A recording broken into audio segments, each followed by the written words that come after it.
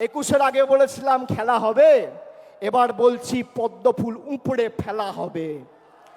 পদ্মফুল উপড়ে ফেলা হবে। যে কজন আবর্জনা রয়েছে শপথ নিন, নিজের বুথে ফেরত গিয়ে মানুষকে বলতে হবে যে আমাদের টাকা পয়সা, রাস্তাঘাটের, জলের, আবাসের টাকা আটকে রাখা শুধু নয়, বাঙালিকে মাছ খাওয়া নিয়ে খালি ব্যঙ্গ বিদ্রুপ করা নয়, বাংলায় কথা বললে বিজেপির নেতা আসামের মুখ্যমন্ত্রী বলছে বাংলাদেশি। আজকে বলুন প্রায় 15 দিন হয়েছে এই বিজেপির নেতারা দিল্লির দায়িত্বে, দেশের দায়িত্বে, যারা দলের দায়িত্বে রয়েছে, প্রধানমন্ত্রী থেকে শুরু করে স্বরাষ্ট্রমন্ত্রী, বিজেপির সর্বভারতীয় সভাপতি, কি ব্যবস্থায় হিমন্ত বিশ্ব শর্মার এগেনস্টে নিয়েছে। একজন নির্বাচিত মুখ্যমন্ত্রী তিনি পদে বসে বলছেন বাড়িতে বাংলায় কথা বললে বাংলাদেশি।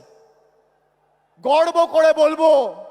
আর আমি তো বলবো আমাদের এবার নিয়ম নেওয়া উচিত যে অন্তত পক্ষে এই সেশনে আমরা পার্লামেন্টে দরকার হলে বাংলায় বক্তব্য রাখবো, কথা বলবো, দেখি কার গায়ে জ্বালা।